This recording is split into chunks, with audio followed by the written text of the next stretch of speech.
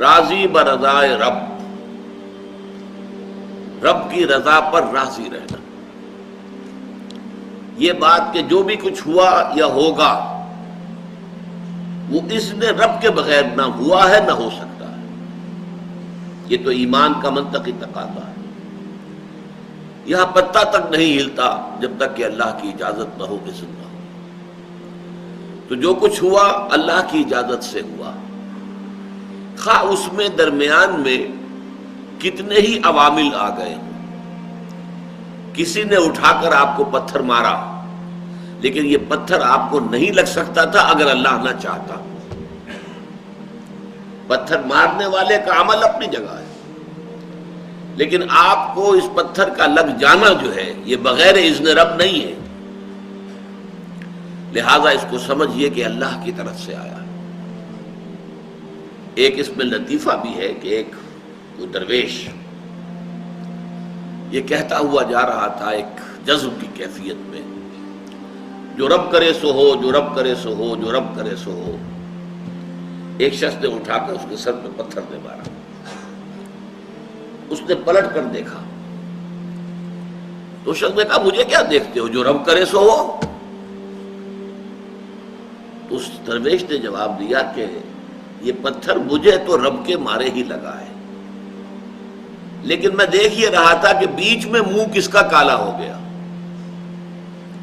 کس نے اپنے لیے جو ہے وہ عذاب اللہ کا کما لیا. ورنہ مجھے بہرحال یہ پتھر لگا ہے تو اس میں اذن رب شامل ہے. اچھا، اب جو شے اذن رب سے ہو رہی ہے، بندہ مومن کا اگر اپنا تعلق اللہ کے ساتھ مخلصانہ ہے، اس میں منافقت نہیں ہے، اس میں ریا نہیں ہے، اس میں دھوکہ نہیں ہے، اس میں فریب نہیں. مخلص، مخلصین لہ الدین، تو اللہ تعالیٰ کا تعلق بھی اس کے ساتھ ریسیپروکیٹ کرتا ہے. اللہ تعالیٰ انا عند ظن عبدی بی، حضور یہ اللہ کا قول ہے حدیث قدسی میں کہ میرا بندہ میرے بارے میں جو کچھ گمان کرتا ہے میں وہی سلوک اس کے ساتھ کرتا ہوں. اللہ تعالیٰ بھی مخلص ہے. اللہ تعالیٰ کی مرضی کے بغیر کچھ نہیں ہو سکتا. تو یقیناً جو کچھ ہوا ہے اس میں میرے لیے خیر ہے، چاہے فوری طور پر مجھے ناگوار گزرا ہے، مجھے تکلیف ہوئی ہے، میرے لیے یہ شے جو ہے ناپسندیدہ ہے، لیکن ان دی لانگ رن مجھے یقین ہے کہ اس میں خیر ہے. بیدک الخیر انک علی کل شیء قدیر. اے اللہ تیرے ہاتھ میں خیر ہی خیر ہے، تو ہر چیز پر قادر ہے. اچھا، جو ہوگا وہ بھی اذن رب کے بغیر نہیں ہوگا. یہی تصور اس کے بارے میں ہونا ضروری ہے. اسی کا نتیجہ یہ نکلتا ہے جس کو قرآن مجید بار بار کہتا ہے، بار بار کہتا ہے، بار بار کہتا ہے، لا خوف علیہم ولا هم یحزنون. کیا مطلب اس کا؟ نہ ان پر کوئی خوف ہے نہ حزن سے دو چار ہوتے ہیں. عام طور پر یہ سمجھا جاتا ہے کہ یہ آخرت میں ہوگا. آخرت میں تو بتمام و کمال ہوگا، دنیا میں بھی ہوتا ہے. خوف کس بات کا بھائی؟ ہوگا وہی جو میرا رب چاہے گا. وہ میرا دوست ہے، میں اس کا ولی، وہ میرا ولی. الا ان اولیاء اللہ لا خوف علیہم ولا هم یحزنون. جو اللہ کے ولی ہوتے ہیں، اللہ کے دوست ہوتے ہیں، ان کے نہ کوئی خوف ہوتا ہے نہ حزن ہوتا ہے. خوف کس بات کا؟ ہوگا وہ جو اللہ چاہے گا، اور جو کچھ اللہ چاہے گا اس میں کوئی نہ کوئی خیر ہوگا، چاہے فوری طور پر مجھے نظر نہ آئے. قرآن کہتا ہے سورہ بقرہ میں عسیٰ ان تکرہوا شیئا وہو خیر لکم وعسیٰ ان تحبوا شیئا وہو شر لکم. عین ممکن ہے کہ تم کسی چیز کو ناپسند کرو درحالے کہ اسی میں تمہارے لیے خیر ہو، اور عین ممکن ہے کہ تم کسی چیز کو پسند کرو درحالے کہ اس میں تمہارے لیے شر ہو. اللہ یعلم وانتم لا تعلمون. اللہ جانتا ہے، تم نہیں جانتے. تم افعال و اعمال و احوال و واقعات کے ظاہر کو دیکھتے ہو، اس سے متاثر ہو جاتے ہو.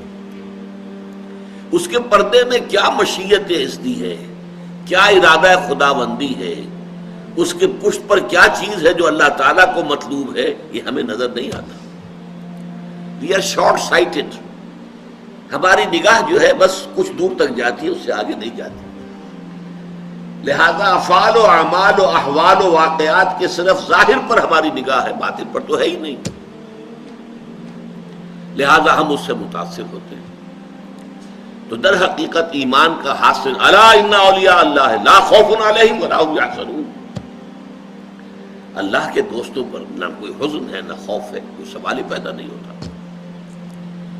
اسی طریقے سے قرآن مجید جو ہے بلند ترین مقام جو انسان کا ہو سکتا ہے، اس کی تعبیر کے لیے الفاظ استعمال کرتا ہے رضی اللہ عنہم ورضوا عنہ.